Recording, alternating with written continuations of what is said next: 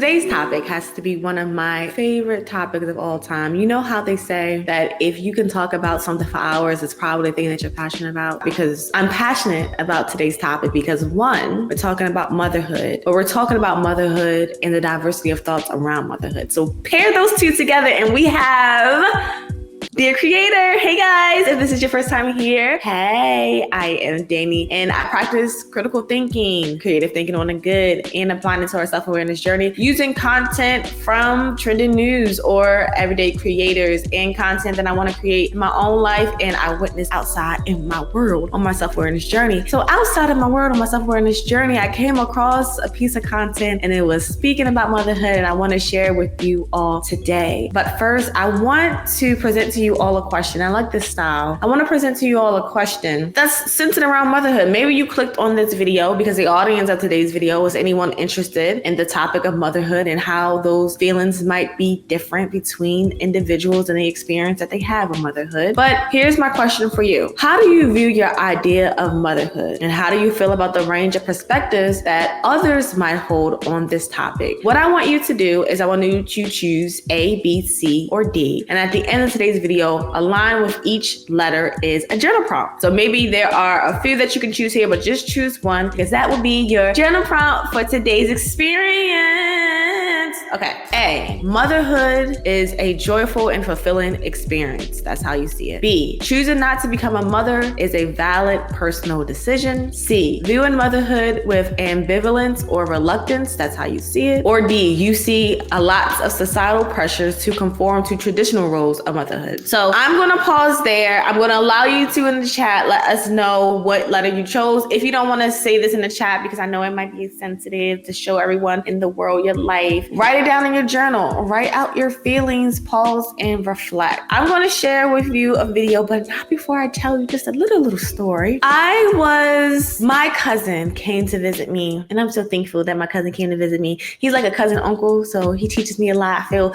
wise when I'm in his presence, but he came to visit me and we end up talking about the subject of life like we always do. And one of the things that we talked about was a rose. And he actually heard the story from somewhere else during a time of riots in Baltimore City. And he decided to share with me. And I said, oh, I'm going to use it. So this is the time that I want to use it. So this is a story or a lesson that we've heard before, but I want to apply it to today's experience because I think that it might be needed. So he says that when we're talking about race and we're talking about all the things that happen in the world as it relates to race, all the disjustice, I keep saying disjustices, all the injustices in the world, that we can compare it to a plant or a rose. And so we look at the plant, we look at the rose, and one rose is provided with the nurture, the care, the attention, the water, and the love. And then the other is put into a dark corner, that rose or that plant, and there's no love, no attention, no care, but there's an expectation from society or the world for both of these plants to have performed or to grow the same. I say all of this to say, it's not adorable, I love it. We can apply it to anything in our lives. But I say all of this to say is, when I think about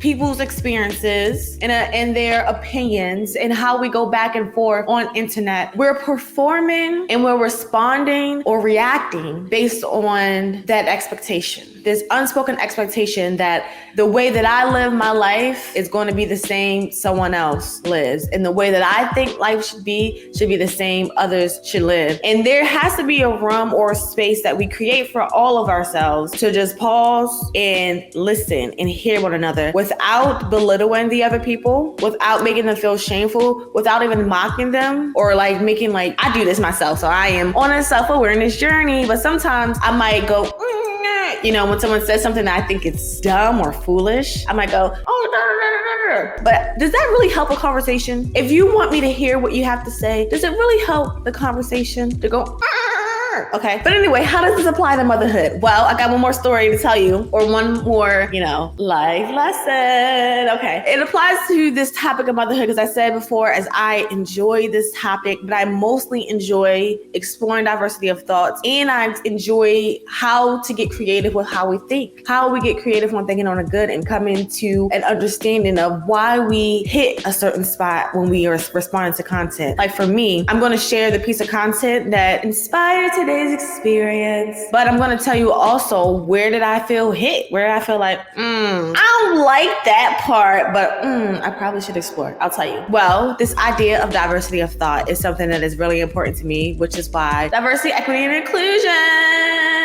is something that I want to explore. But diversity of thought, mostly, we're sitting in a world where we don't appreciate diversity. There are people who are against it. There are people who are for it. But I thought about Mother Earth and just Mother Nature and just all the concepts around mother. And we're going to talk about all the concepts around motherhood. And so when I think about just how beautiful creation is and how beautiful this experience is on earth, to actually just feel and just let go all of the anger and all the wrath and all the and just experience one another and the beauty. We're wasting time fighting and arguing and going back and forth with each other. We have to use that time and redeem it by just maybe listening and getting to the point of maybe we should experience how we can see God through how we interact with one another. That's my theory. My theory is that we are supposed to be here on earth to get closer to the idea of us all being a reflection of God by coming together and realizing that we all need each other in the full body of Christ. Like, that seems so simple, but it's so complicated. I know. We got the money and the greed and the anger. I know. But if we really just practice it, or make time to practice it, we might be able to at least see it in our own world if we don't see it ultimately in the world. But the diversity of microorganisms, yes, we're going to go here right before this video. The diversity of microorganisms is something that I find as inspiration for today's conversation, because as we go through all these diversity of thought, we're talking about, I love motherhood. I hate motherhood. I'm never going to be a mother. I get motherhood, but this ain't all peaches and cream. This is what we're basically going to go through today. If all of these clips get taken away, that's what we did. We explored these different TikTok observations on motherhood. And the diversity of this is like the diversity of microorganisms. I just wanted to throw in all of the cool stuff that I witnessed today into this video really quick. So here's one more thing. The diversity of microorganisms. I love both the art of nurturing, because we realize that those plants, those flowers, those people really just want to be nurtured, to be cared for, to be watered, and not be thrown away in a garden and have an expectation of growth. So most of that nurture and that growth comes from us getting into a place where we understand that, and we don't have the expectation that seems out of the ordinary. And most of these false expectations come from the lack of what? Diversity. So I'm going to share this with you. Fungi. The diversity of microorganisms residing in the gut is referred to as gut microbiota diversity. This diversity includes various species of bacteria, viruses, fungi, and other microorganisms that inhabit the gastrointestinal tract. It plays a crucial role in maintaining gut health and overall well-being. Well, in order for us to improve overall well-being, maybe we can take a book, a page out of this experience in our gut and connect it to our mind and how we behave with one another, and explore the importance of diversity of thought. Even if it feels like a fungi, even if you hear someone speaking and what they say is fungi, how can this benefit overall well-being? What am I supposed to learn from this overall experience? That's what I'm taking from today's experience. And so I'm going to invite you all to listen to this first message from Keita Rose. She's on Instagram sharing this, and I'm pretty sure she might have it on other platforms, but we're going to watch where I saw it from, which was on Instagram. So let's look at what Keita Rose has to say about motherhood. Yikes on a bike with spikes. Don't say it to her, then say it to me. Say it on my page. I'll make it safe. I think her perspective is important, though, so no hate or no shade to this creator. However, new moms, old moms, women that are thinking about being moms, you need to understand that your experiences with motherhood are either going to be really good ones or really bad ones. And the people that you allow in your life while you're experiencing being a mom are either going to make you feel very, very safe or very, very unsafe. And you do need to identify what these people look like. This is about to be a rant. It's about to piss some people off. So unfollow me now. You don't have to announce it. Just go. The truth is, people don't want to hear about being a mom unless it's positive. The Abaya could read at a third grade level now. Yeah. I honestly, being a mom is the best thing that ever happened to me. I wouldn't know what to do if I was a mom. I don't have any skills. I don't have any aspirations. Just being a mom.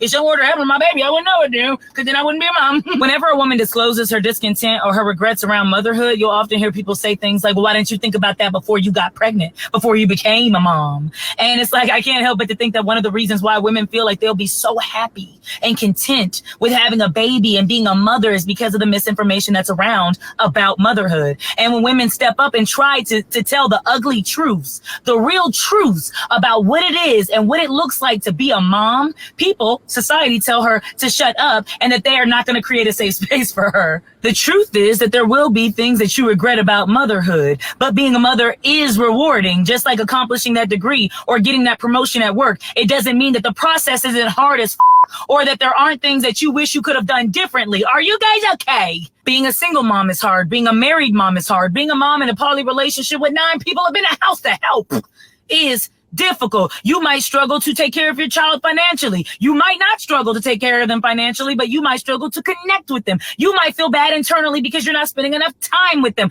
It's hard. And stop the narrative that it's not. Want to know a secret? The worst moms are the ones that are online pretending to be the best. It's not funny, but it is. There's some things you will experience being a mom. Crying. Really long spouts of sadness and depression. Some days you will hate yourself. Some days you will hate being a mom. Some days you will hate your mom for not teaching you things that you now have to teach your children. Some days you'll be angry. You'll feel regret and discontent. Some days you'll look around and say, so many people wanted me to have a baby, but when I had this baby, nobody's here to help, because that's one of the things that you'll experience. So many people give you all their opinions on motherhood and what you should do and how you should have a baby at this time and how you should do this as a mom. But as soon as you are a mom, you will see that village slowly just dwindles away. There'll be days that you look at your partner, your baby daddy, your boyfriend, your husband, but y'all ain't ready for that conversation, and say, you begged me for this. You wanted this. You said you wanted to have a child. Why aren't you actively participating? Why aren't you changing? Feelings that also come with being a mom. You feel happiness. You feel a sense of pride. You feel an immense amount of love that you never feel anywhere else. You feel changes that you would have never felt prior to becoming a mom. But one thing you need to ensure that you feel is safe. You need to be safe around the people around your child too. And you need to make sure that you get the away from people that are committed to making you feel unsafe for having natural emotions and feelings that come with motherhood. Fuck out of here. All right. So if you enjoy content from Keita Rose, this was absolutely hitting all the spots that you can hit when we talk about motherhood. And I thought that Keita did an excellent job expressing herself. And so when I share the way that I respond here, it's not to critique her, but it's to share with you how I respond to content on the internet and what I want to do with that. So I resonated with Keita in this video, but there was a point in time where I saw myself and something I didn't like about myself as she delivered it. So it had nothing to do with her, but I thought, I probably should stop doing that. So on this journey of trying to be more mindful or to consider that my input might have some type of impact on my output, I was listening to Keita and she started off by saying that, this person was valid for their reason, so no shade, but she wanted to create a safe place. Perfect start. Then once she got to this point where she said that people only talk about motherhood in a positive way, also great pull out. But then those people became attacked by being mocked, by saying that their child had good grades. I don't know if you guys remember where she's like, Hezekiah, or let's just use Hezekiah. Hezekiah got a good grade on her and this is all I ever lived in my life. I think that here we're doing exactly what we don't want the first person to do, which we're going to watch her video next. She is seemingly bashing people for wanting a safe place about motherhood. And then Keita is coming to share her feelings about what she's doing that's wrong, but also is bashing maybe someone who is happy about motherhood. So just consider this. Someone is in America and they realize that they're a mother who actually likes motherhood, and they experience this interaction. It's like, oh, is it bad for me to want to talk about my child's grades? And that actually is something that I love to do. There's an assumption I believe is made here. And you let me know in the comments if this is a pull, or a push, whatever that is. But am I digging too much into it? Because I understand I am an overthinker. But is there a space for people to actually love motherhood and like motherhood? Being a mother myself, I understand that motherhood is difficult. It is the challenge of the challenge. It's like I was telling a story the other day about Mother Earth and how Mother Earth is just like the mom at home with all the children just going crazy, all the toddlers They're going upset about race. They're upset about diversity, equity, and inclusion. They're upset about the wars. They are making wars. They're just out here just crying and throwing things around like a big toddler. And Mother Earth is like trying to clean it up, trying to correct it. And we're just waiting for dad to come home and straighten everything up with some order, right? I don't know if y'all following that example, but have you ever seen a father come home and the children are going like, and then the father comes home and without having to do much at all, it's just order, quietness, respect. What I take from this example is there's something about a partnership. There's something about the nurture of the mother being aligned with the order and structure of a father. Or if that's not the case, because I also know that those aren't always going to work out the way we want to. There's something nice about, is nice the word? There's something beautiful about having a system in place like a village, like a support system. And that support system is someone you can lean on when you have these diverse feelings, these feelings that come with the struggle of not just motherhood, but life itself. Even if you're not a mother and you're watching this video, I wonder if there's something about you that wants the nurture of what comes from motherhood, or what we at least think should come from motherhood. But that was the only thing. I was like, I probably should talk about how I really felt about that moment. And that was the only moment. But I feel like Keita here, she really shares a lot of good points, and she really goes through all the different situations and scenarios that could happen, and again provided a safe place. And so I don't know if even my commentary of even critiquing that is a safe place, but I do want to practice offering safe places for people, as long as people make sure that their safe place doesn't have to attack the other people that's in the safe place,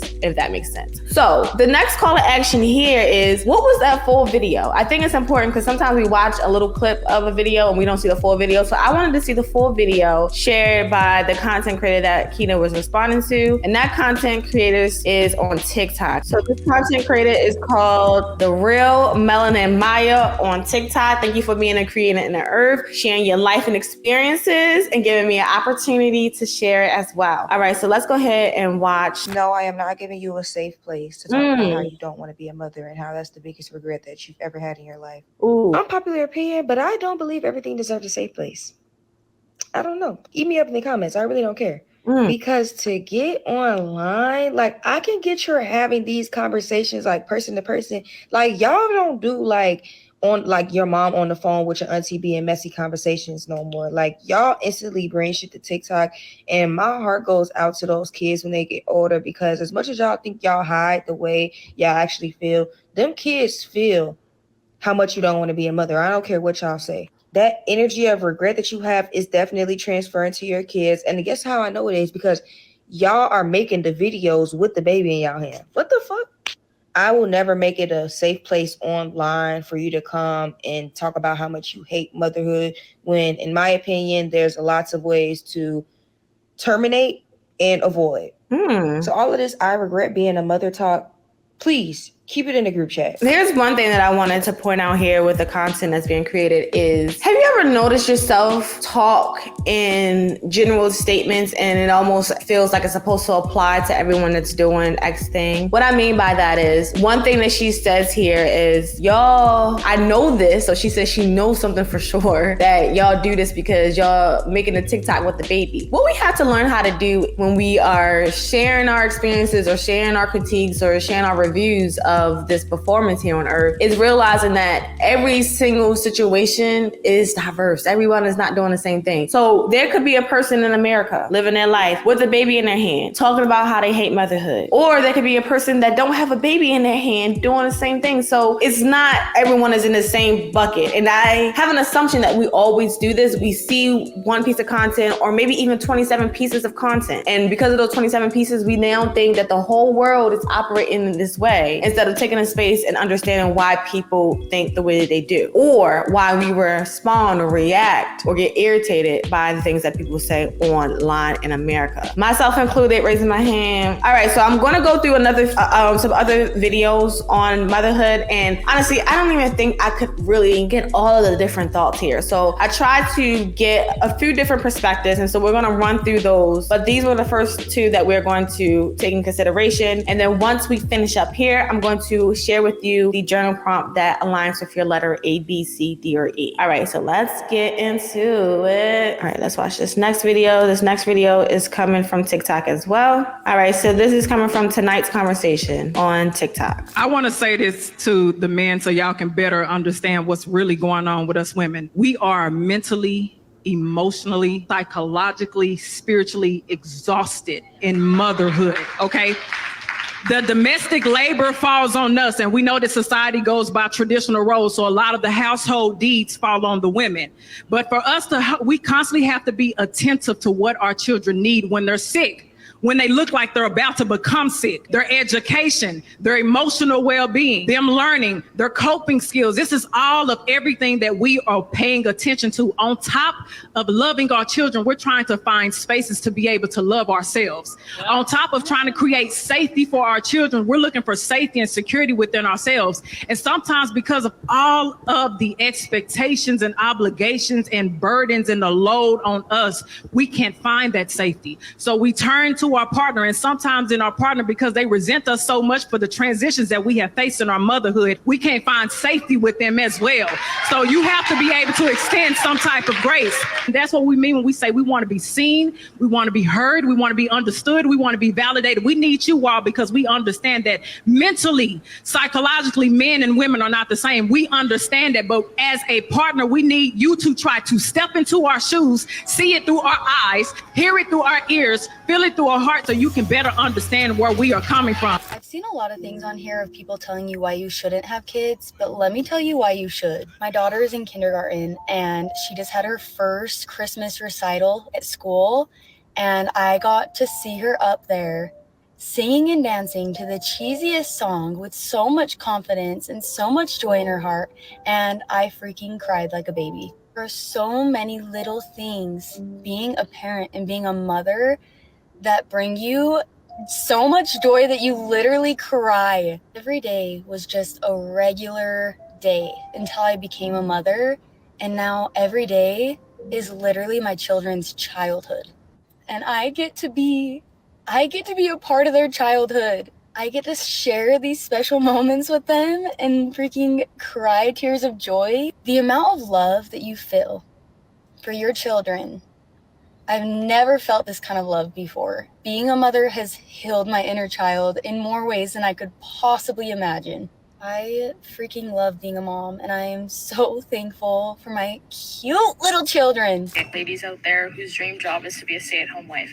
Because honestly, I'm trying to understand the desire to want to be a girl boss or like a bread cook, bake some cute little muffins or something, buy some throw pillows, make sure the house stays nice and organized, do those like nice little fridge organizations like we see on the TikTok videos.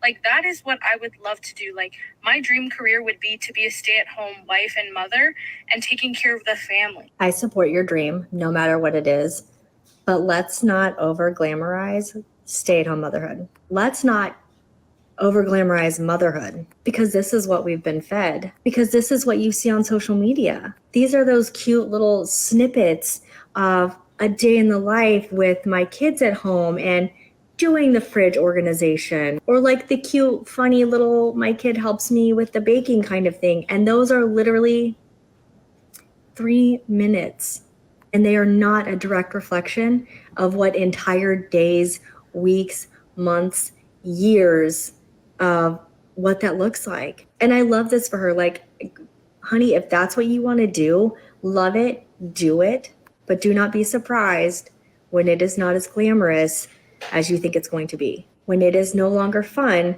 trying to make muffins with your children because everybody's screaming and there's flour on the floor and somebody has the muffin mix in their hair and they've cracked eggs and the eggshells are now in the bowl and you're trying to fish them out. And it's wonderful. Like, it's motherhood is amazing in its own right. And it is also the hardest thing I've ever done. And I think a lot of moms, I know a lot of moms will agree with me on this. It's beautiful, it's fulfilling.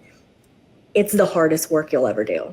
And it's so easy and fun when you're not a parent to think about and dream about what your life is going to look like and how simple it's going to be. Oh, I'll just toss my kids in the car. We'll make a quick Target run. We'll get some throw pillows.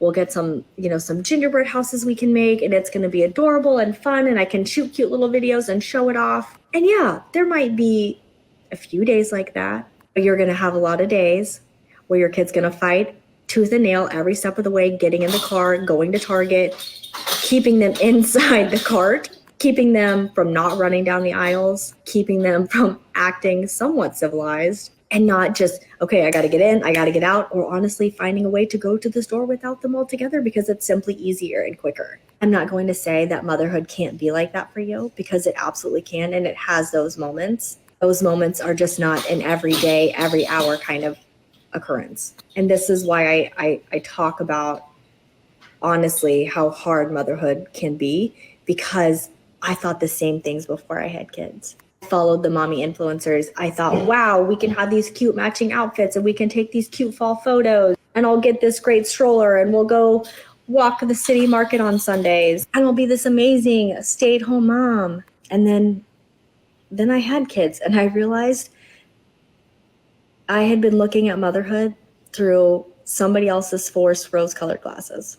And I, like a lot of moms, got a real rude awakening.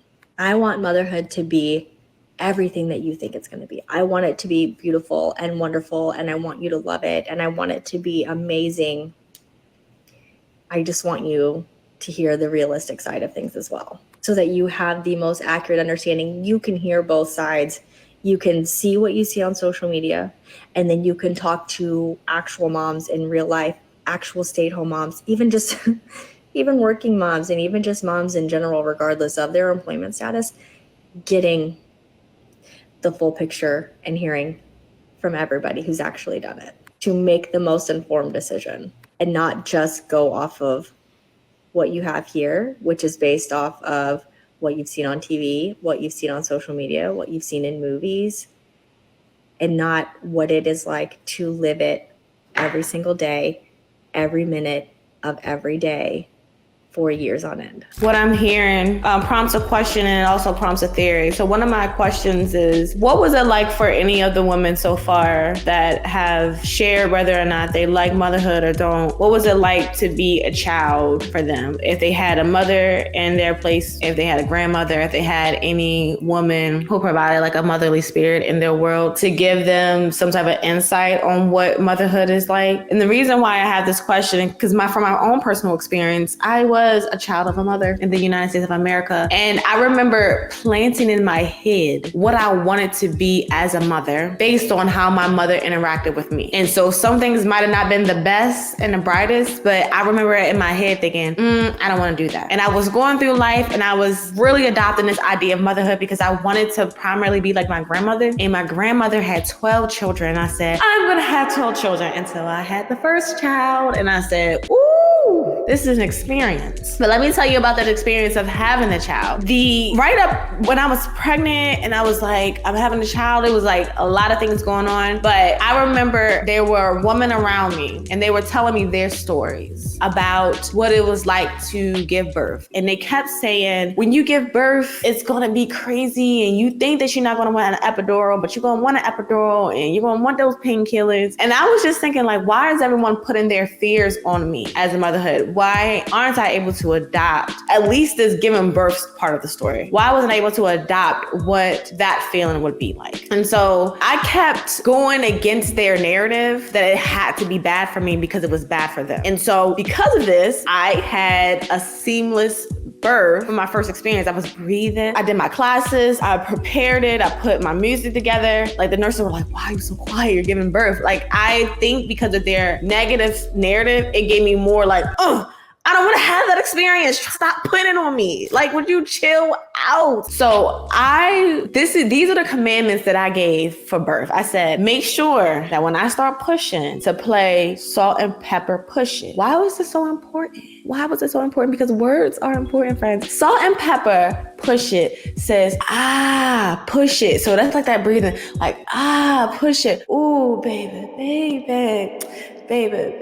Like, that should be the birth song. If I was to command all mothers to have the best experience, I might say push it on. Because that song in itself, like the words and everything was perfect, because it was like, push it, and ooh, the baby comes out. It's life itself. The whole experience is being able to experience all of of life, and then pushing out a baby. But then after you push out that baby, you do all that hard work, then you have more hard work to do. You know what else happened? By the time I had my third child, life was different. And I never felt this type of pain, because I said, don't give me any birth pain pills. Don't give me no shot in my body. Don't need it. But the third child, when the placenta was doing the things that it was doing, or the uterus was doing the thing that it was doing, it was like contracting back or however. I said, no one told me about this.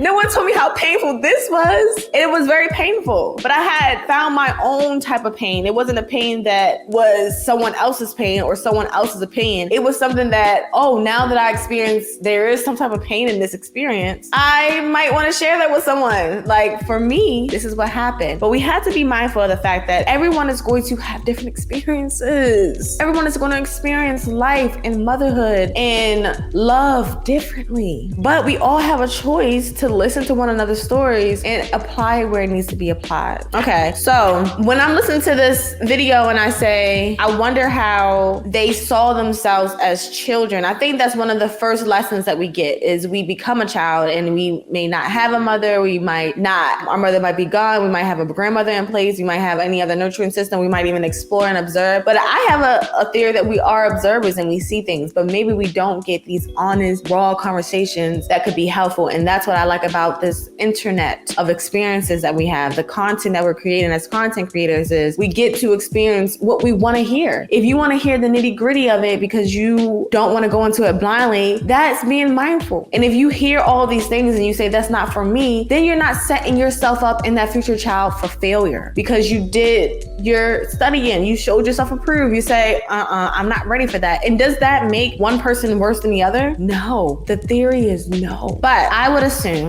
that the community, the support system, is what fears us from motherhood the way that we see it today. If there is a support, and funny enough, or I don't know if it's that funny, but when Keita is talking in the beginning, she mentions like a poly family and most of the, and like sister wives, and you would think that in a spot like that they also are going to have the most support. It doesn't stop there. We have so many different pockets of the body. And so the support system is everyone operating at their gift. Might feel a little different than not. But of course, everyone has a story to tell from there. So people may say, I grew up in a community of family wives or sister wives, and I felt like I had a horrible childhood. We are all individuals applying, whether we want to look for the good, we want to look for the bad, or we did experience the bad, but we decided to find or create our own good, or we did experience the good or good enough and we wanted to continue to dwell on that and make it bad. I don't know. It's a theory, because I'm just an observer. I'm an observer in America of the United States and looking at things and thoughts and just sharing my thoughts here on YouTube with all my feelings and my passion. Let's go ahead and go into this next video. I really believe that mothers and children are like a forgotten species in our modern day society. Like, you become a mom and then suddenly you're like pushed out. Go find your mommy and me group. Go figure it out on your own. And we'll see you when you can be productive again. The job of being a mother, it feels a lot for one person because it was never meant to be for one person. Exactly. It was meant for a village. A village was like, let's remember how to take care of our moms. Yeah. They need rest. They need proper nutrition. They need help. They need love. They need loving touch. They to just help them through this transition from woman to mother. I wish more people talked about this stage of motherhood where you're finally feeling like yourself again. You're gaining some independence. You're finding things that you love outside of motherhood. Your kids are a little bit more independent, but you still have this desire to have another kid, or you think you have this desire to have another kid, but you're in this space of like, but I really love where our life is right now, but what would it be like to have one more? Do I want to start over? Do I want to go back? I always thought I would have at least 3, maybe 4 kids. From the time that I was young, I knew I wanted several children, but I had my kids young. I had my first one at 22 and my second one at 24. So now they're almost 5 and almost 3. And I'm in this space of finding myself again and feeling like who I was before I had kids, obviously with the changes of motherhood, but finding my independence again. And I feel like I want a 3rd child, but I love the space that I'm in, and I don't know if I'm willing to sacrifice that, at least yet. I've started the whole conversation of, do you want another baby? Do you want a baby, or do you want to raise a 3rd child? And my thoughts around that has been a large conversation on my page before. So I'm still struggling with that. Do I want another baby, or do I want to raise another kid? On top of I love our life right now. I love my marriage right now. I love the age that my kids are out. I love the independence that I'm getting. So do I want to start over? It's genuinely such a strange space to be in, because part of me deep down is yes, you do want that 3rd kid. But the other part of me is your life is so great right now. What are all of the things that a 3rd kid would bring? And just as a disclaimer, I love being a mother. It is the best decision that I have ever made. I love my children. I love my motherhood journey, but I do miss my independence, and the two can live simultaneously. They are not mutually exclusive, okay? Has anybody else been in this position? Has anybody else been in the space of deciding whether or not they want to have additional children because they really like the space that their family is in right now? Did you decide to have a 3rd kid? Did you decide to keep it at 2? Do you regret it? I don't know. Last night I went to go play tennis with my friends, and I just had this moment of I know who I am. I remember who I am outside of being a mom, and it feels so good. It feels so good. So I don't know. Just some random Thursday thoughts for you. I don't want kids. I've never wanted kids. And when I say that, people get so mad. You do with your uterus what you want to do. But why are we mad at me for what I want to do with mine? We don't share organs. This isn't a communal uterus. People act like me not wanting kids means I'm dooming humanity to immediate extinction. Daddy, chill. Now, just to be clear, I think it's great if you have kids, love kids, want kids, are the center of your universe to make your life complete, make your world go round. That's great. For you. That's just not how I feel about children. A child would not make my life complete. A child would actually ruin my life.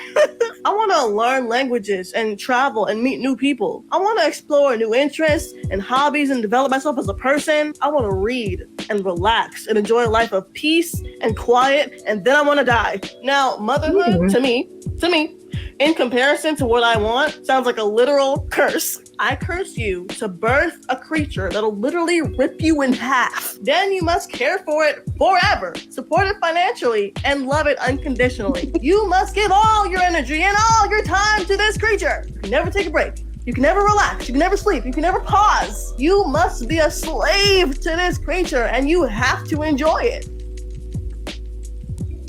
What? No. And for a lot of people, the only way they can tolerate being around their own kids is to put them in front of a screen and rot their brain with pictures of dancing fruit all fucking day, just to keep them still and quiet. If you don't like interacting with children and you just want them to shut up and be still all the time, why did you have kids? Have you ever met a child? They're insufferable. Again, if you love your kids, you should. Good for you. Kisses and hugs. I think they're fucking annoying. People put more thought into their coffee order than they do into having kids. Maybe make parenthood look less fucking miserable. No, think about it. Just kidding, I still won't do that, ever. I thought this was an interesting video, and we have to bring this into the conversation of those who aren't mothers and they decided not to be mothers and why it's valid for them. And if we can see or listen, if we can listen to what they say and glean from that, is it always a perfect experience to be a mother? What I'm learning about life is I've never been here, at least I don't remember. Some people say that we were here before and all the things. I don't remember being here before, okay? I don't remember being on earth. I don't remember if I was here on earth. If I was, then maybe that's the levels of things that you meet at one level and you come in here on a level where you're like, I'm just gonna be kid free, and then you come into another level. That's a theory. But I say that because earth in itself is an experience where you don't know what you're doing. And people are around here making up stuff. And then we see people make up stuff and they get some results and like, oh, this is really good. And everybody should do the same thing. That's what it feels like when you go into motherhood. Some people go into motherhood and they they go into motherhood prepared. They came from a good root and they had principles, they had support system. And so even though it's hard, there's still some buffer. Some people go into it because of the lack of, they didn't have their mother, or they wanted something different out of their motherhood, out of their relationship with their mother. And so they wanted to create that experience. Everyone's experience of motherhood looks different, but I don't think people go into it knowing what actually happens. I don't know. I didn't know these people until they came into here. And I meet a different part of them all the time. And they are very, very interesting people, but I also see myself in them, and I'm like learning things about myself. I just think that the experience of motherhood is so many things. It's everything. There's so many feelings that come out of motherhood, and I wonder what it would be like without children. I'm not even sure so there's a discussion about people holding on to motherhood to make their life worth something and things like that. And I think that's a very sensitive conversation, because some of it is, there is a lot that happened. There is a lot that pulls from motherhood, but I can't really say if I would never get that as a person without children. If I decided not to have children, would I love that life? Would I like being an auntie for people? Or would I like just being in the community, helping people and being able to go home and go to sleep without anybody taking my snacks? Would I like that? I don't know, but this is where I am, and I'm going to do something with the experience that's going to make the experience beautiful, I guess. This is a theory that I have about going into motherhood and not knowing what you're going to get out of it, or avoiding motherhood because you fear of what's going to happen. I don't think that one space is wrong, and I want us to try to practice creating a safe place, not only for other people, but for ourselves. So that's what journaling is for. And I would say that I would agree with some of the content from the second creator's video, where she talks about not being able to put that online. So today I'm putting it online, but I also am appreciative of people who put their things online, because some of us might not ever experience a different perspective without this online space, because we're in these communities that might tell you one thing. Like, for instance, I'm going to share a scripture with you all, because the religious community or religious communities, they will definitely promote marriages and children. And there's just a lot of zeal behind these topics. And there's also a dismissing of the type of behavior that is tolerated with, marriages that go sour, or the fact that like having children is not the easiest thing. But when you come from a community, or you come from different pockets or families where like they teach you this, or they try to force things on you, that's uncomfortable. And that doesn't really lead you to area of growth. Like, there is no nurturing, there's no watering, there's no consideration. There's just, this is what we think, stay in a dark closet and just grow from whatever we tell you to do. And I would assume, I would have a theory that we have to have the conversation with the consideration of diversity of thoughts, because everyone is not coming into this earth knowing what to do. Everyone is not coming into motherhood knowing what to expect. And people intend to have a good experience when they go into love and marriages. And that also might reveal certain things. And it might give you an option to say, do I want to go through these trials and tribulation, or do I want to remove myself? Or motherhood, if you want to be like at least a decent person, you can't just remove yourself from motherhood. You can't remove yourself from fatherhood just because it gets hard. You literally have to just continue until the end of the movie. And if you know at the end of the movie that it's going to have a good story, because you've seen the end of the movie, you have some understanding of the end of the movie, or at least your decision making throughout this movie is like, I'm going to be the best that I can be from where I am. Experience and show up to whatever journey, whether it be motherhood or lovehood or societyhood, whatever hood you decide to show up to, be intentional about what exactly you want out of that experience, and try it, and understand that the difficulties that come along with the journey, they're not going to feel good. But I actually don't have any good thing to say about when things don't feel good. I really don't. There's supposed to be a moment when I say, when things are hard, you just gotta hope that the hard just turns into joy. But who wants to go through a whole bunch of hard things for like years and years? I understand that. But because I did come out the womb feeling like a mother. Like, I just felt like a mother. I know that's exaggerative. But I would say that my experience with my grandmother is why I still am okay with my decision of motherhood. And I'm going to share, I look through the scriptures. I mentioned all of the things about religion, because there is this cult-like mentality with all the things. The cults aren't only religious cults. The cults are even online, when we say, all the mothers who don't want to be a mother, stand over here and get mad at the ones who are mothers and make them feel stupid. And then, hey, all the mothers us who love motherhood and we're just the best mothers in the entire world, let's stand over here and make other people feel shameful. All of these are cults. A cult way of thinking of like our way is the only way. Why can't we just come to the table and say, oh, that's cool for you, and I don't want to make fun of you like I just probably did a few seconds ago, but there are other ways of life to live. And we all just decided to just be this one standard thing and just follow. We just all walked around with blonde hair and blue eyes, or brown hair and white eyes, and we all just looked the same, and we all just said, yes,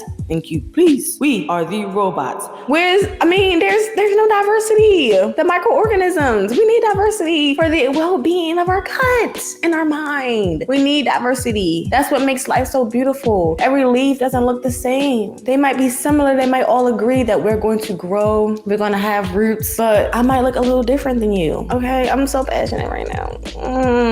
All right, let me get to 2 last videos that I wanted to share, and I'll go ahead and share the journal question. Oh, I forgot to share my scripture. Okay, so the scripture that pulls me into motherhood, because I did go into the Bible and I was trying to connect. I said, well, am I going to use the scripture that, having children and that's a gift from God, and I think those are valid, but what scripture do I really connect? What scripture actually makes me feel like motherhood is the jam? And here's the one, because I love my grandma. It's 2 Timothy chapter 1 verse 5, and it reads, when I call to remembrance the unfeigned faith that is in thee, which dwelt first in thy grandmother Louise and thy mother Eunice, and I am persuaded that in thee also.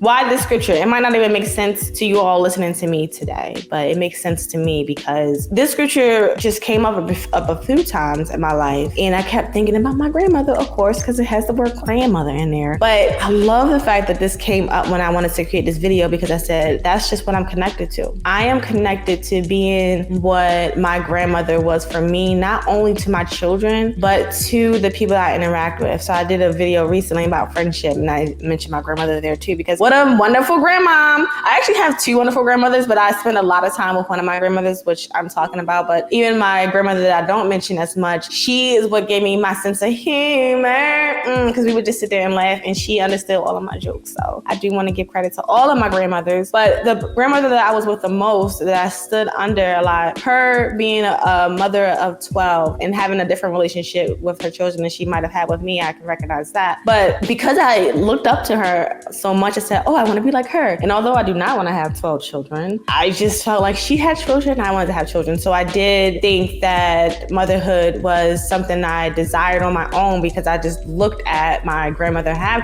so many children. I thought, well, she's a phenomenal woman. I want to be like her. What I wanted to carry in my motherhood that I got from my grandmother was this idea of being able to exist and having the space to grow. So we've been talking about plants a lot here lately. And earlier I said that we have that plant that could be nurtured, that could be cared for, that has the attention, that has the sunlight, and is given that space to grow. But then we have the other plant with the expectation to grow, but without that sunlight and that nurture, that care, and that water. And that's really all it is. Whether you decide to be a plant mom or a pet mom or volunteer or use your gift in the world, it's about nurture, like the spirit and energy of nurturing and allowing people to exist and to grow the best way that they can, just with the factors of sunlight and attention and care and listening. All of those are a part of being a mother. And so the person that decides to actually bring forth children, you know what's cool about that is that you exist. So there has to be some appreciation that mothers exist, because that's how we come to life. And there has to be appreciation that there are people who might not need to be a mother, because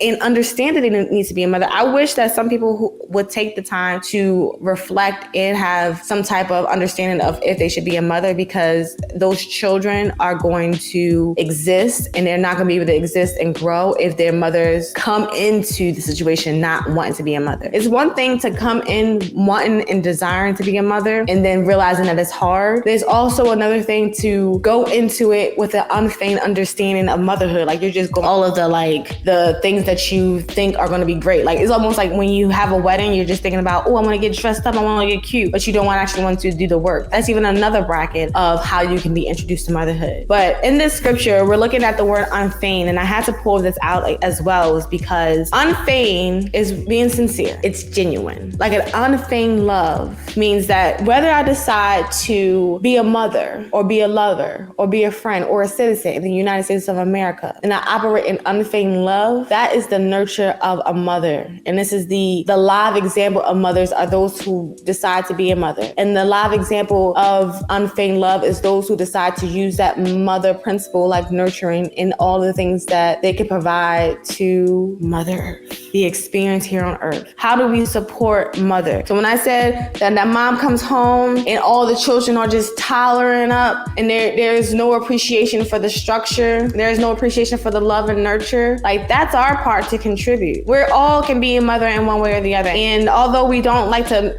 mix men and women and things like that, it's a beautiful thing to just adopt nurture. I have to adopt nurture when I'm thinking about if I have clients. I just can't give me all the clients. There's a nurture part of even business. The element of nurture definitely is going to allow you to have growth. I got passionate. So let's go ahead into the second one before I go too much over time. Thank y'all for being here with me. If y'all still here, if you are, click on that like button so no one else misses out on all the fun of self-awareness journal assignments with me, Danny. If you haven't been here before, hey. All right, let's go ahead and look at this next video. Here's my 10 reasons why I never want to have kids. Not that a single person asked. I just like watching these videos. Number 1, I'm selfish. I think that a lot of people aren't happy to admit that they are selfish. They then have kids and then they do nothing but complain. By selfish, I mean I enjoy my own sleep, my own time, and my own money. And kids take all of that away. So unless you're willing to give that all away, because kids deserve everything if you decide to bring them onto the planet, you shouldn't have them. And I'm not prepared to give all my sleep, time, and energy away. All my money. Coming on to money, they're expensive. I know what it's like to grow up quite poor. I'd rather go on holiday than pay for a kid. My body image. Why do I want to push something out of my hoo-ha and expand my stomach and my cherries and everything else on me that's gonna just change? Number 4, the world is a bad place. The world is a really, really, really bad place. Do I really need to explain that one? Bullying, war, poverty, men with podcasts. Like, you can't control that. You can be the best parent ever and your child can seriously still grow up with some bad issues and bad things going on. A pandemic. There's a long list of things that can go wrong. Mental health. Tell me how you're meant to educate a child on what mental health is without giving them ideas about bad things that are out there, but without making them naive. You can't.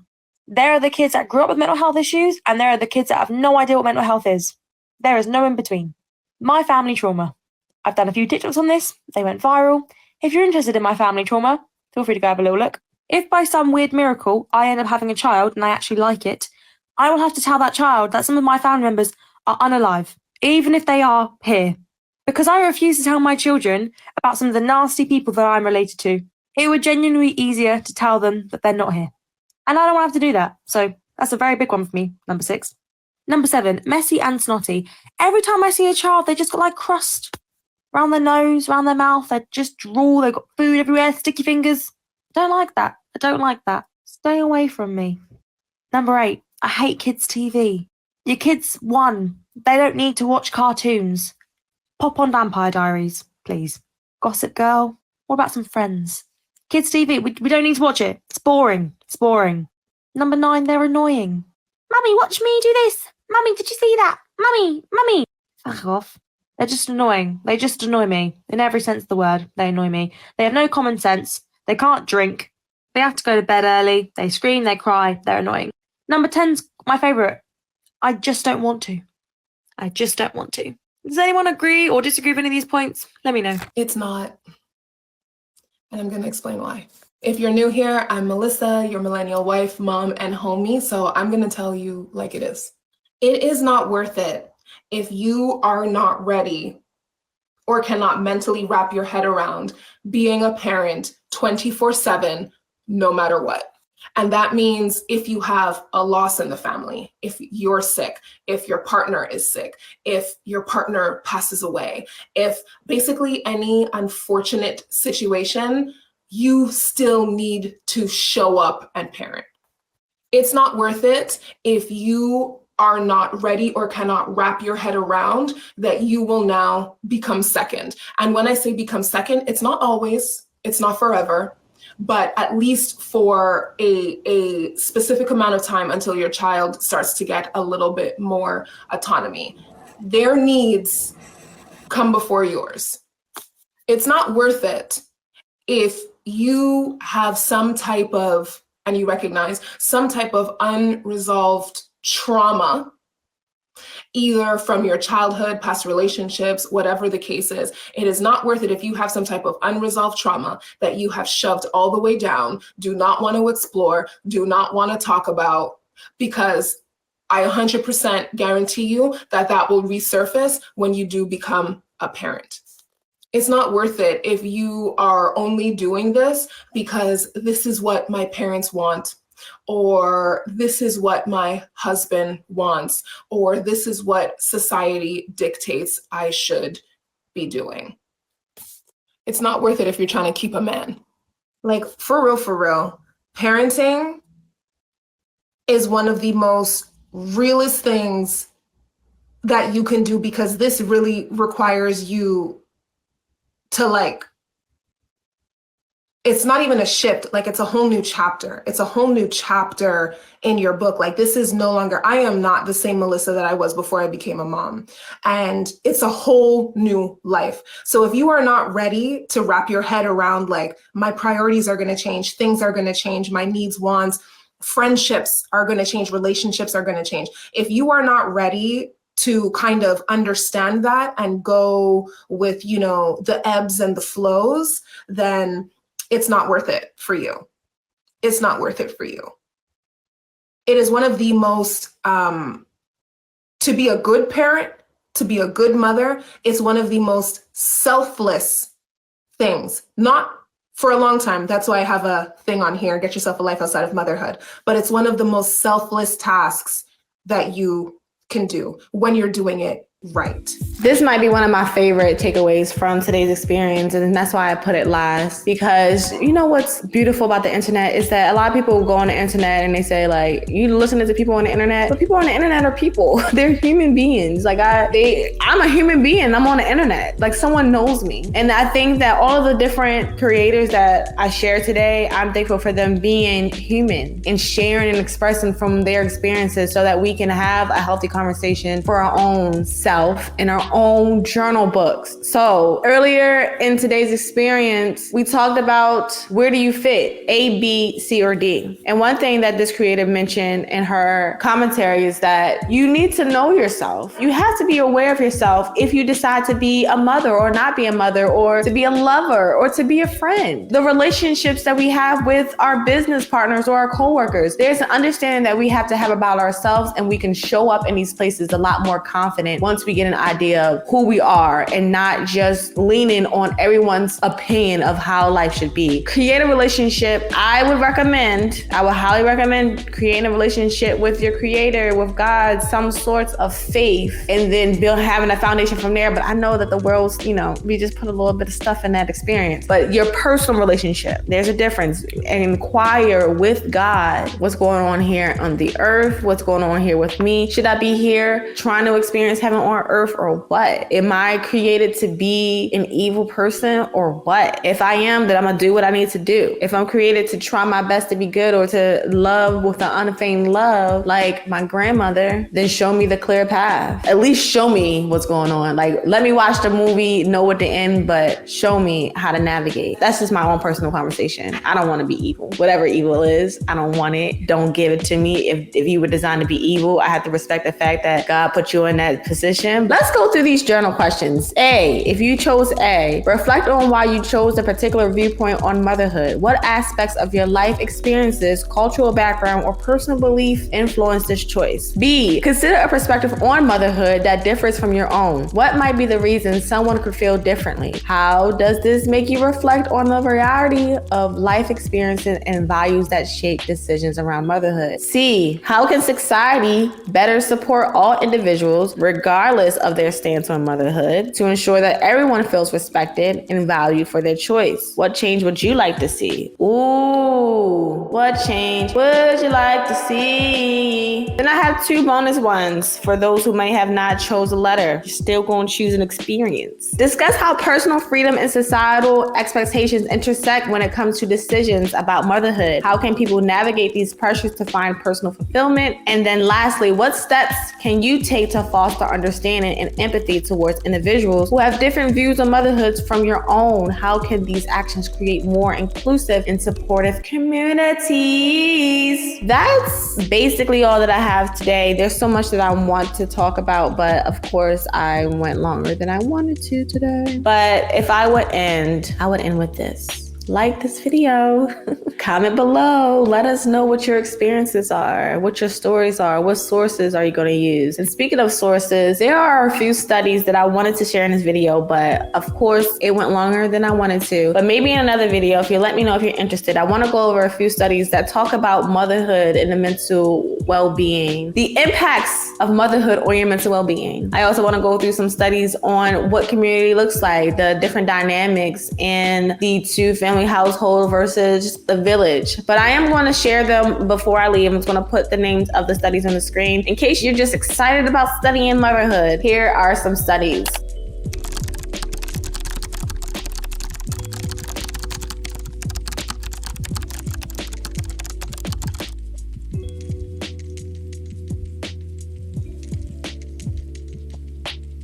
The purpose of me sharing these studies, and this is something I want to start to practice, is, of course, we can write studies to fit whatever narrative, but if we are really going to have arguments and discussions and tell people what they should and should not do, we at least should study to show ourselves approved. That's in the Bible, outside the Bible. If you are just someone who is going to make a statement, like I've been probably making all day, at least try to bring in diversity of thought. Until next time, hold on to you as much as you can. Hold on to your health, your well-being, and your mind. Be mindful. Bye.